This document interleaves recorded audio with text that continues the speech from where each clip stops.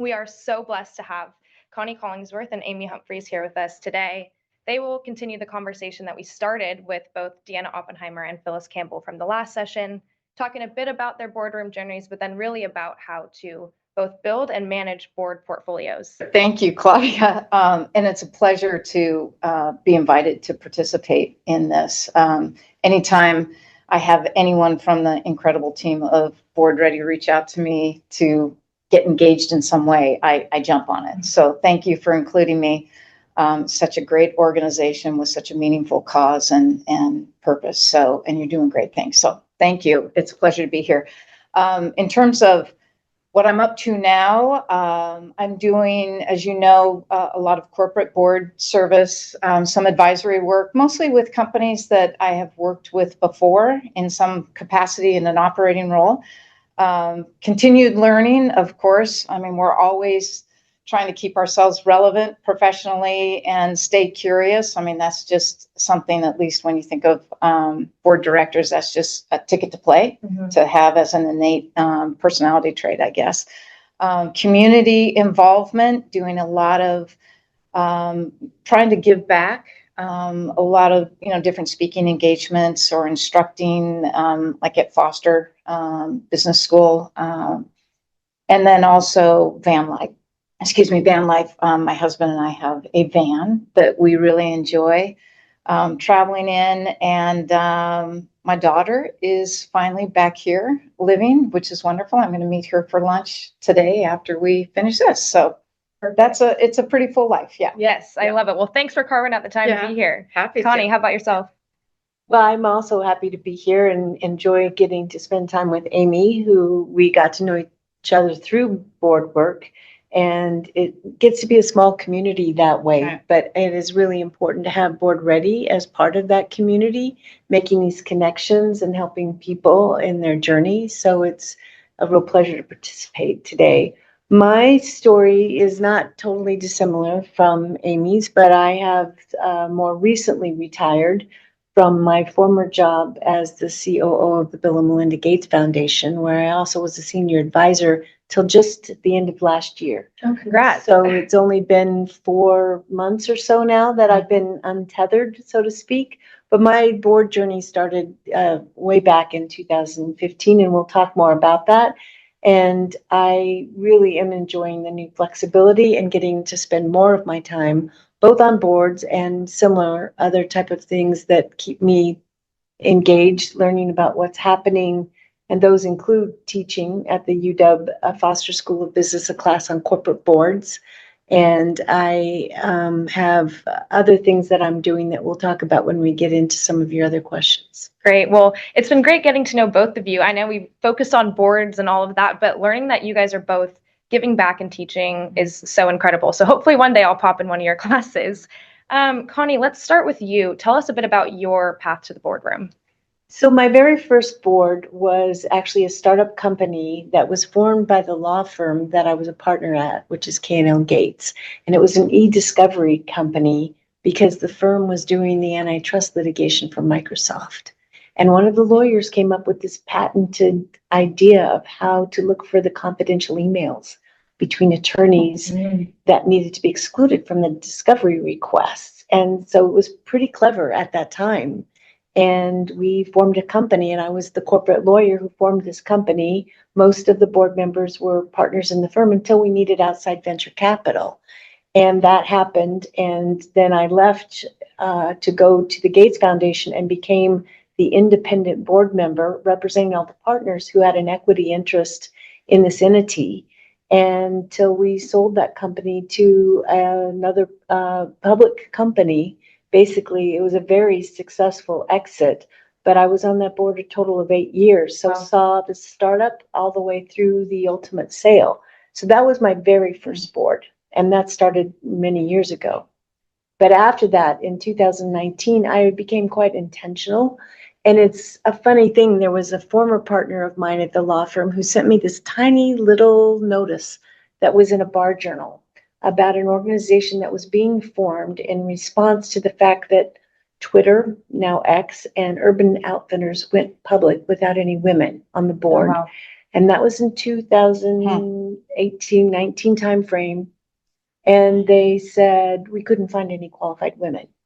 And that was in part because they thought to be qualified, you had to be a CEO. And as everyone knows, there weren't that many female CEOs. Mhm.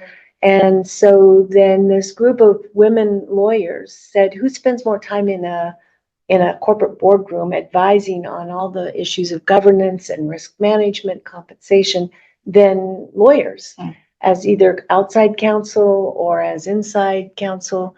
And they formed this group called Direct Women. And this lawyer sent this to me and said, this would be a good thing for you to do. And so I went to that event in New York. You had to apply, and Direct Women has held that institute now for, I think, since 2009. I said 2019, but it should have been 2009. And about 30% of the people that have gone through that program are now on public company boards. Wow. Because what they did is really help you think about how to present yourself, not as a lawyer, but as a potential board member. And so that was an intentional step I took. And then shortly after that, I got my first two larger boards, one of which is the Banner Corporation, which is a public company board that I've been on for 11 years, and then Primera Blue Cross, which is a nonprofit, but really is run like a business corporation, and was on that for 10 years until the term limits kicked in. And then since then, we'll talk about some of the other boards, but those are the ways that I ended up following that journey, as you asked. Gotcha. And it kind of is the perfect transition to you, as I know you two had some crossover on the Primera board. So tell us a bit about your journey as well. Right. So, Claudia, mine, initially, candidly, early on, I was very unintentional. I was solely focused on my operating career and my operating roles and responsibilities. I think probably similar to Connie. And it wasn't really up until 2019 or, a handful of years ago that I became a little bit more intentional and proactive about serving on boards as a director. I thought that I would frame my thoughts on this rather than going through my own path. I have the benefit of hindsight, and I thought that maybe for the listeners, I could share some takeaways from my own path with the benefit of hindsight for them to maybe think about or consider. And I would say 3 or 4 of these points that I'd like to share were prevalent in every board role that I've had over, and have today. And those 4 points, and I'll elaborate a little bit on each of them, are shine, groundwork, network, and resource. So the first one is shine. When I look back, and I hope this resonates with the folks listening, really make an effort to shine in your operating role. Get noticed, put your hand in the air, take on additional tasks. You can lead from any role. You don't have to have a C title. You don't have to, be anointed in some way. You can lead and be noticed for your leadership and your, strong competencies from any role. So that's the first thing I'd say is shine in your operating role or your career, whatever your sphere of influence is. Groundwork, lay the groundwork early on. And again, mine was unintentional, but in hindsight, when I look back, what were some of the things I did that now looking at it, I say, oh gosh, that was helpful in securing some, and having some board opportunities be offered up. And that is nonprofit boards. If there's something of interest to you, serve on those. They're, oftentimes not paid, but it's a volunteer, but go for those. Trade boards or industry boards, if you have the opportunity to serve on any of those, it's a great foray into learning governance, within a board. And it's also something you can put on your board CV. If you are in a role in your company where you're offered an opportunity to pitch to the board, say you're not at the C level where you're going to do that pretty regularly, even if you're in, a different role than what would normally be in front of a board, if you have the opportunity to pitch to a board, take it and observe and just observe the dynamics in that boardroom. So those are some examples of laying the groundwork. Network, Connie brought up a great point. I mean, the reason that I was appointed to, or at least introduced with the opportunity for Primera, was because of a network reach. So when I say network, throughout your career, it could be, with people within your organization. It could be attorneys, which was the case with, we had a common attorney that we knew that connected us. It could be external auditors. There's bankers, private equity. There's a lot of different points of contact that you can use for your, network. That's something that, again, going back to point number one, shine. You don't always have to be deliberate and super proactive with that network. If you're knocking it out of the park on point one, the rest will follow. People are going to notice you. And then resources, and this is where Board Ready comes to play. Early on, Connie and I, or I'll speak for myself, but I think you would echo this, Connie. We didn't have the type of resource. We didn't have the Board Readies, the women corporate directors or the 50-50 women on boards, pathways at UW. I'm just rattling off a few that we're involved in here locally, but there are a lot of resources out there. One of the boards I serve on now, one of my favorite, Primera is a favorite board of mine. Boise Cascade is. Deanna reached out to me on that. Thank you, Deanna, if you're listening. And it's a wonderful board. But I got that through my network with Deanna, but also I put my bio in the talent vault for Board Ready. And so it worked. I mean, exactly. Yeah. Another reason to join the talent vault, it's right? a real thing. So, proof. Yeah. So that's how I would, rather than going through sort of my individual path, those are some of my takeaways, or at least things that I would offer up if I were mentoring someone to maybe consider and be thinking about. No, that's great. And I would love to circle back to the groundwork piece, because as I know you wanted to talk a bit about, when you are targeting a board portfolio, you have some stats too that I know you wanted to share. How do you be intentional about laying the groundwork?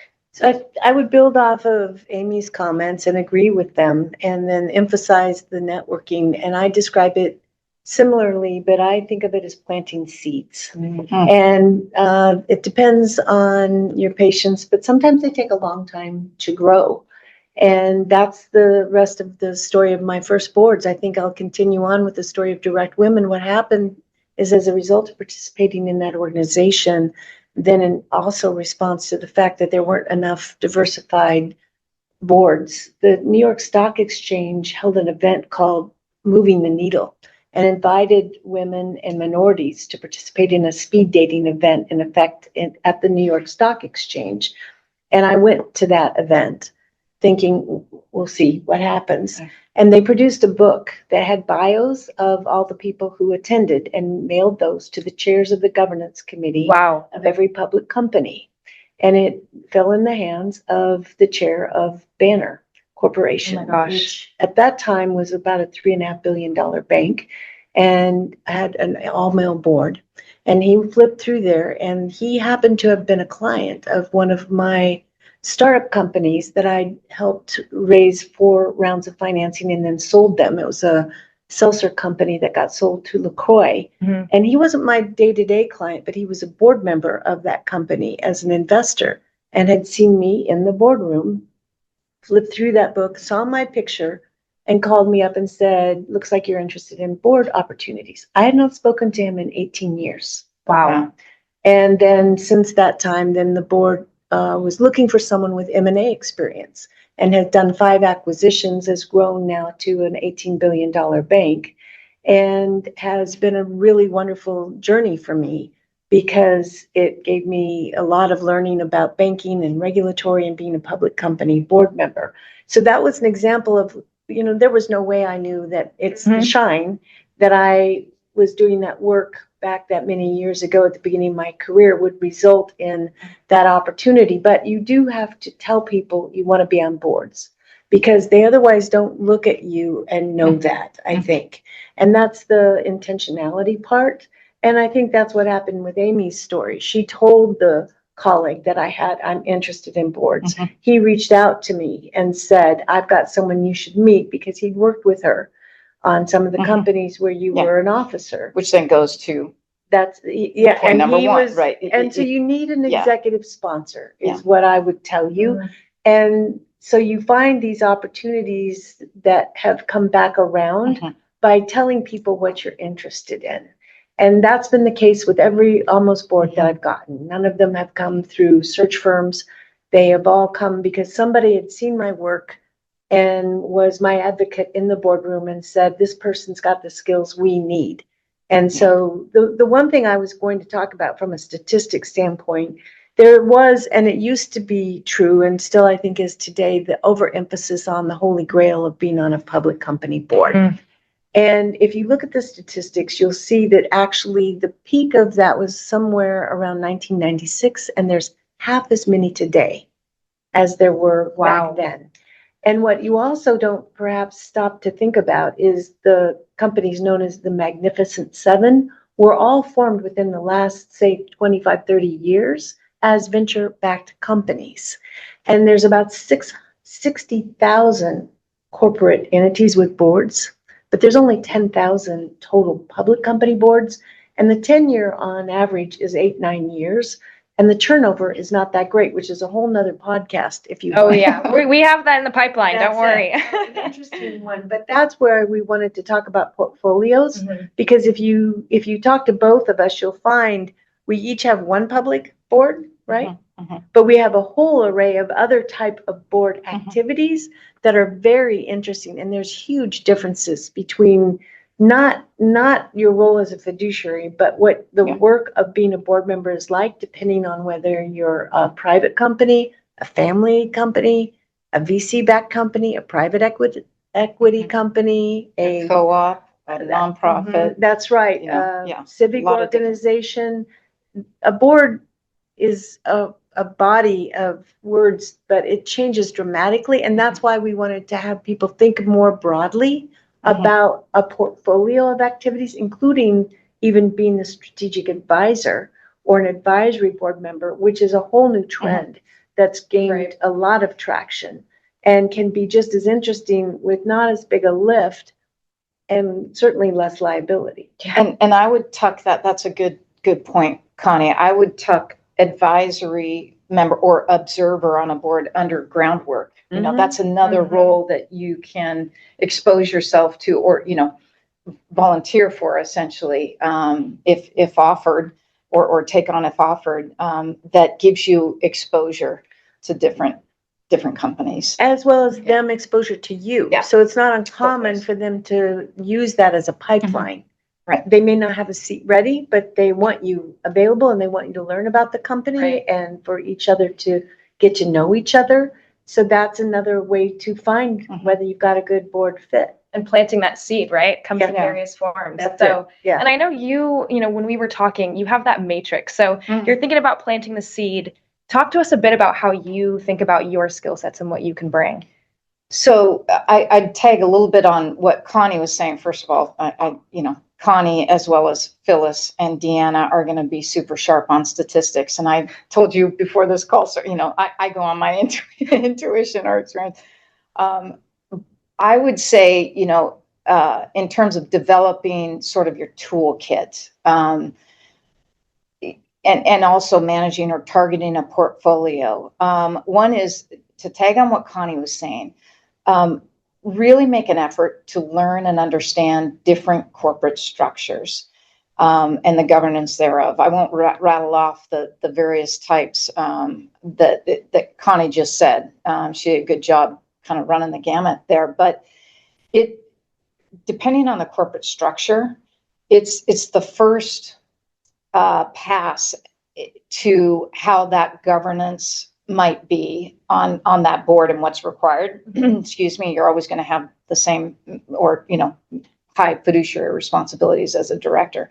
But that's one thing to really understand. And that will be a lead in. Once you understand sort of what's required for different corporate structures, legal structures, that will inform also what level of interest you might have in different, I mean, it'll be Right. one component, Right. just one component. But also I would say, expand, and again, this is going to go back to sort of laying the groundwork, but focus on expanding your knowledge and experience breadth, for what you're doing. And I'll sort of describe what I'm talking about there. And the second point would be hone your craft in a couple of areas. So expand your knowledge and experience. I would say that's more the breadth of what you might be able to bring or what you offer to a potential board, and then honing your craft would be more the depth, right? Mhm. And what I think, the way it used to be is you were kind of siloed in. I know Connie's smiling probably because she's an attorney. Sorry, but she's an attorney. You can see it on her name. She's a dang good attorney, but she's the Connie I know and the Connie I've seen in a boardroom. Yeah, I mean, we tapped her legal expertise for sure, without a doubt. Right. But she brought so much more in the strategic arena, in the technical arena, in the HR. I mean, she just went the gamut. She's not, not just the legal expertise. So I would say hone your craft in a few different areas there that at least position you or differentiate you. When a non-gov committee is looking at what the competencies are, Mhm. that are the gaps that they need to fill on that board of directors, Right. right? So that at least kind of opens a door there. And then the experience and knowledge base, I would say, and again, I'm going from hindsight with my own path. These are some takeaways that were beneficial, not because I intentionally did them, but because I just kind of stumbled through it.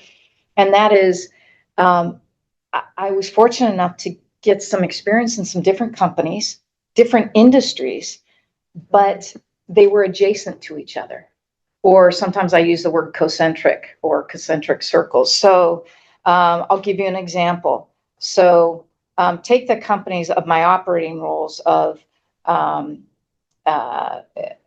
seafood company, a couple of seafood companies, a dairy company, and then also sitting on the board of a wood manufacturing company. All of those are ag-based. So they're going to have, and the same business model, Right. in that, there's a manufacturing component of a natural resource, vertically integrated, global distribution, and a manufacturing point. So you see where I'm going. The business model is very similar, but they're different industries. And, but you can parlay and you can transfer those skills to different places. So that I have found has been attractive and beneficial when I've been looking at different board opportunities, or when I get inbounds. It's because, oh, well, you've done this here or that there, or this here, and Mhm. you have that breadth. So I would add to that, I would call it, what is your superpower? That's how it's been described to me. And you have to both be ready to answer that question, because having served as the chair of a public company board, yeah, there is a bit of a matrix that's used. And you have to fill that out in the disclosure statement for the proxy. Who do you have that's an expert on cyber and IT? Who's got strategy? Who's got regulatory? Who's got legal? Who's got accounting and finance? And similar, I mean, honestly, like, I don't want to claim I'm only a lawyer. The fact that Amy was a CPA checked a box. We needed Absolutely. someone for the audit committee for Primera. Now, she's been a CEO several times and doesn't want to be pegged into that little hole, just like I don't want to be called the lawyer. But that was one of the hooks that worked for that time.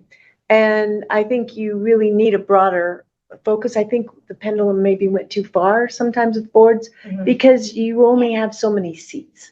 And I think that's the new challenge. They're coming back towards the generalist, someone that can really be more strategic and a general operator. But you have more well-rounded boards who can think about all of the issues, with some that have an emphasis, whether it be on international or technology.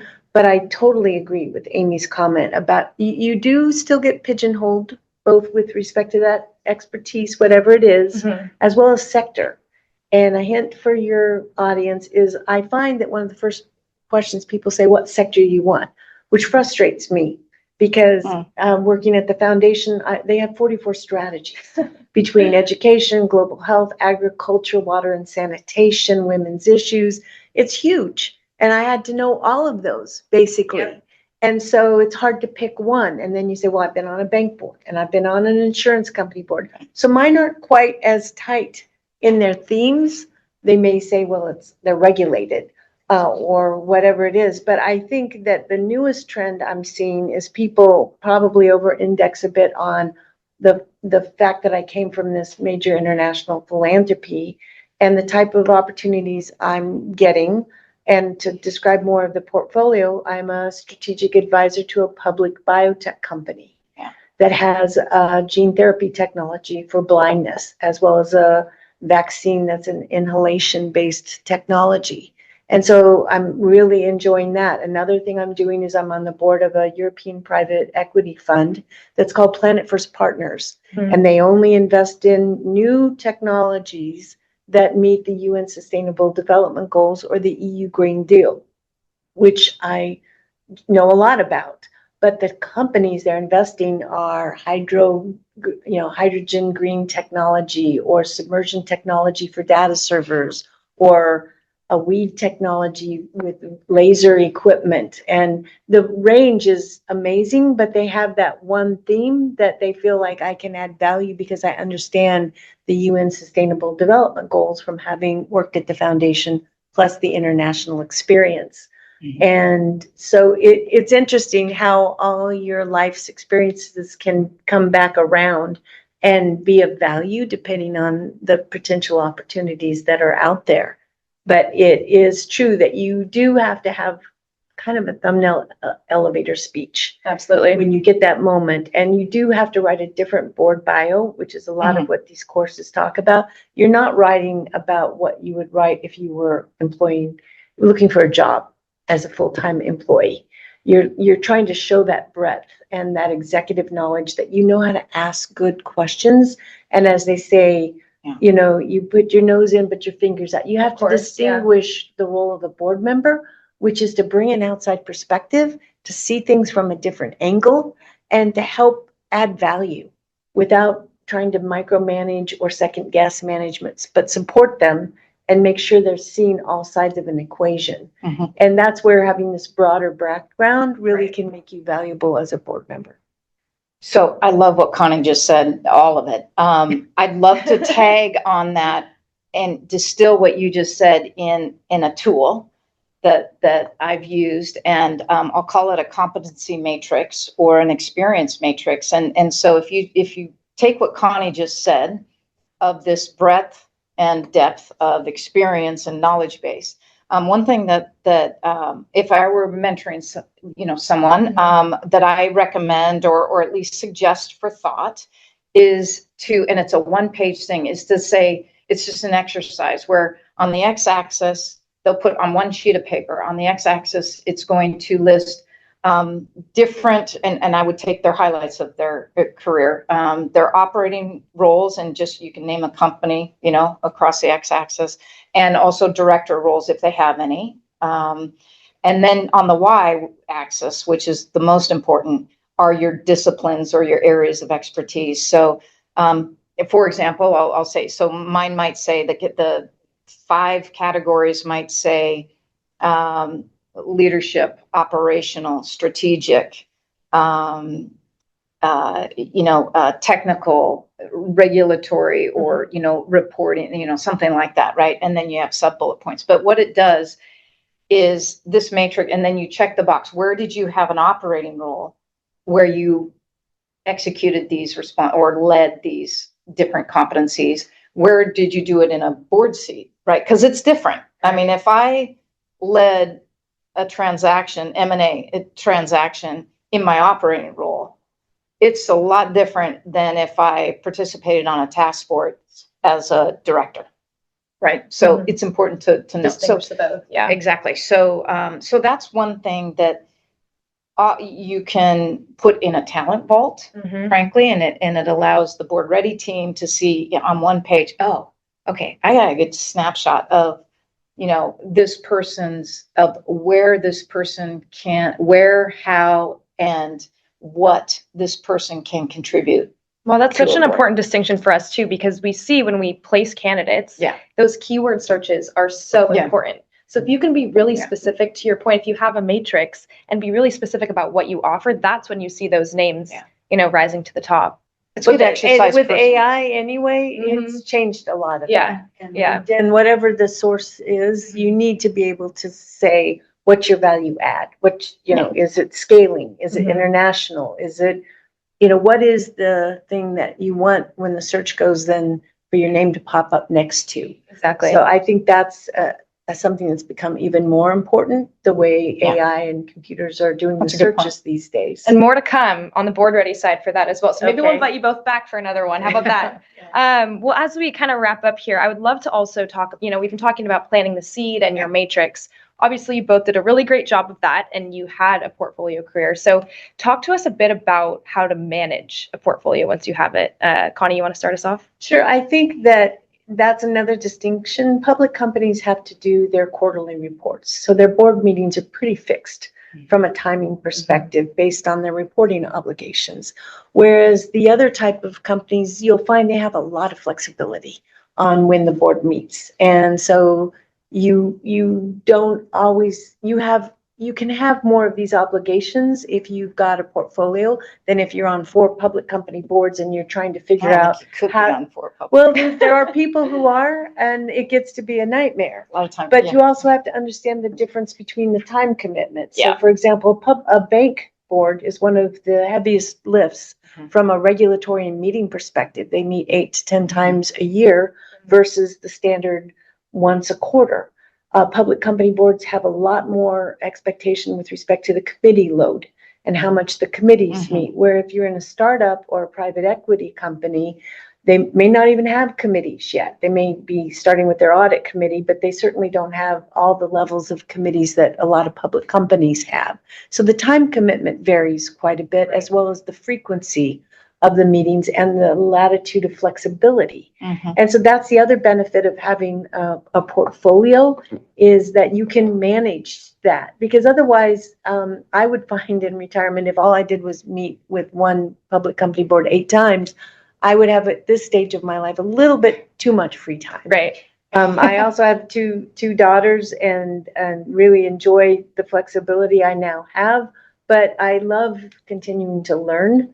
And that's the other thing I would emphasize about staying engaged. It's really important not to do the traditional, I'll show up and then that's all I do. I think they're expecting today's board member to know what's happening with respect to the economy, with respect to supply chain, with respect to AI, with respect to the industry in which you're serving on. There's lots of trends happening all the time. That's why I'm really enjoying teaching the class on corporate boards, because I'm having to get deep and staying on top of all of that, which I think then just is part of my portfolio of being a good board member. Absolutely. Absolutely. Thank you. I would recommend to your listeners, if you haven't already on this point of how do you maybe perform what Connie was just getting at once you do have a portfolio, I would highly recommend going back and listening to Phyllis and Deanna speak, because they talked about some words of wisdom. Yeah, exactly. Yes, on engage, show up. As Connie was saying, today's board director, it's not about just reading the company materials. I mean, you need to understand all the areas Connie was saying, competitive landscape. I mean, you have to, if you're going to shine as a director, you need to go the extra mile, and you owe it, in my opinion. Yes. In your opinion. Yes. You owe it to the company, to the organization. I think there has been, and there's a lot of data on this, the new board evaluations being done with board members who are evaluating each other, saying, the board members they think need to move on are the ones who basically are just showing up, having read the meetings, and the rest of the time they are traveling or golfing or whatever it might be. And that's not what you really need to do as a board member. You need to bring a different perspective. You need to, and so there's a balance of having the time, but also knowing that you're really staying connected with the issues that are really being faced by the company. Yeah, absolutely. That, and back to your point with Deanna and Phyllis, I mean, they do such a great job of it. A quick plug for them. We have check-ins and meetings, and I always know to carve out at least 15 minutes at the beginning for them to chat just about that, what's the latest and what they're seeing in the boardrooms and all that. It's great learning for me. Good. But they continue that conversation, and it sounds like you both do the same. So really great to hear. My last question, I know we're kind of running out of time. What about pieces of advice in relations to caution flags? I know we kind of chatted a bit about that. So you're in the boardroom, you have a portfolio. What are some red flags that you all have seen that maybe you could share, with the audience? Maybe I'll share some things prior to getting in the boardroom, just because I'd have to redact a million. Yeah, maybe before that. There you go. But I would say in your diligence, one is the easy one is what Connie was alluding to is, understand the time commitment. Because if you do step on, particularly on a corporate board, where you're getting compensated, show up and give it 110. And so understand what that time commitment is. Part of your diligence also should be to try and understand the culture. And I don't mean just the culture of the company, but the culture of the board, and also maybe how the board interacts with management, particularly CEO. I think Phyllis said it really well in the last webinar that you did. And Phyllis said, on culture, you're going to be lending your reputation or investing your reputation into that company. Understand what you're investing your reputation in. I loved it. I loved that bit of wisdom from Phyllis. I think it resonates with me. What else I could go on with it? But I think the difference that's important to emphasize is it's not only the time commitment for 1 year, but when you sign up, you're expected to be there minimum usually of 3, if not longer. It would look pretty awkward for you actually if you say, oh, I changed my mind. I'm too busy, or I don't like this group after all. That would be quite a stain on your record, really, to serve. And so there's reasons why boards turn over if you're being sold or different things happen. But as I said, the average 10 years, 8 to 9 years on a public company board. And that's been my personal experience as well. And so know that you're signing up for a longer commitment, even if you're elected every year. But and that's another reason to do, as Amy said, a lot of due diligence about who you're going to be working with. Look into who the other board members are, because you're spending a lot of time with that community. Absolutely. And it has its own culture separate. And so to me, one of the joys of being on the board, frankly, is getting to know my fellow board members, learning from them. One last pitch I would say to people that are still working, I found serving on boards as one of the best professional development opportunities that I could ever have. Better than any conference that ever occurred, because you're listening to other smart people who have been in leadership positions, ask good questions, watching the management team from the different angle than being on it yourself.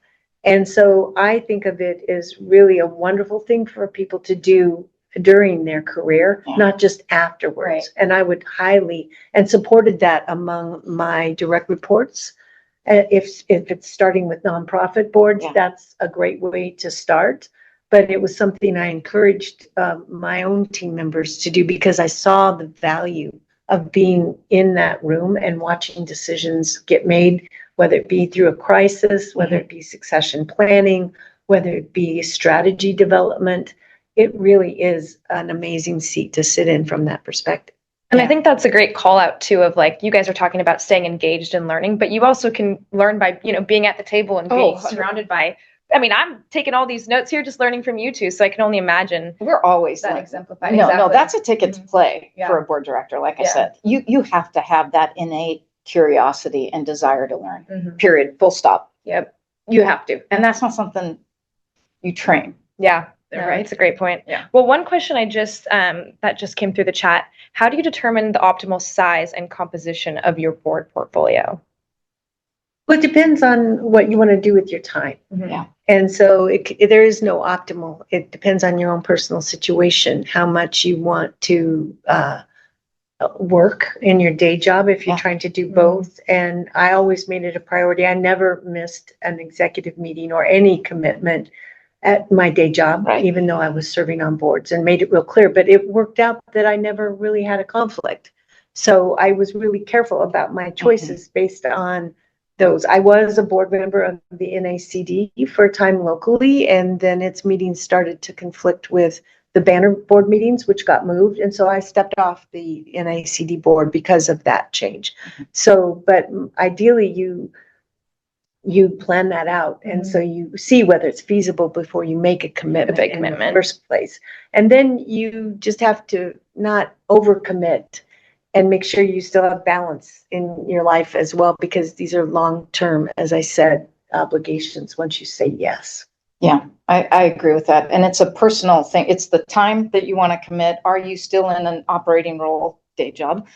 Do you have children? Do you have, Yeah, I mean, there's a lot or that other, factors into or it, yeah. elderly parents that you're taking care, whatever the case is. So it is, but the other thing that Connie was getting at is every board, we kind of dialing back to some of our comments early on, different boards require a different lift.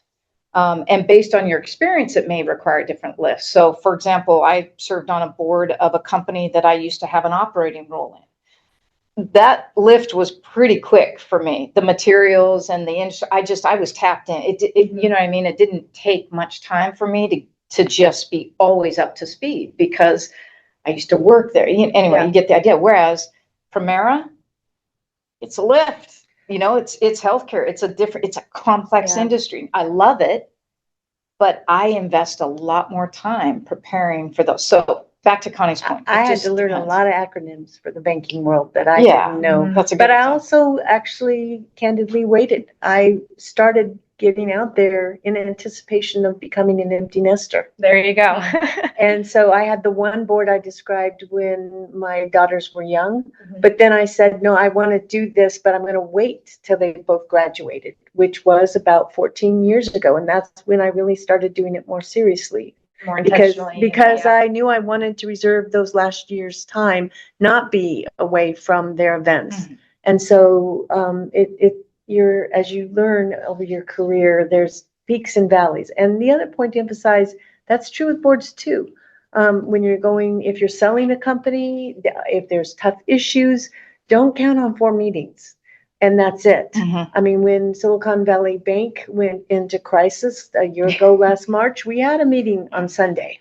What's the contagion risk? Where do we stand? Are we at any risk relative to the whole banking industry? When the stock price dropped 50% across the whole sector, we were good, but we had to ask a lot of questions and have extra meetings to make sure we were thinking that through. So if you go in thinking, oh, it's just 4 times, that would be a naive expectation as well.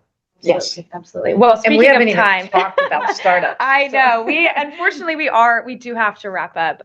But both of you, thank you so much. Listening to your stories, I think for me was just incredible. My page is filled with notes. Thank you both. I'd love to kind of wrap up with you. You talked about planting the seed, kind of seeing it grow and managing it when it does start blossoming. And then with you, Amy, the shine, groundwork, network, and resource. I think those are such great tangibles for the folks on the call to walk away with. So thank you again. And thank you all for joining here. We will have another one coming up here shortly. And thank you all for your time.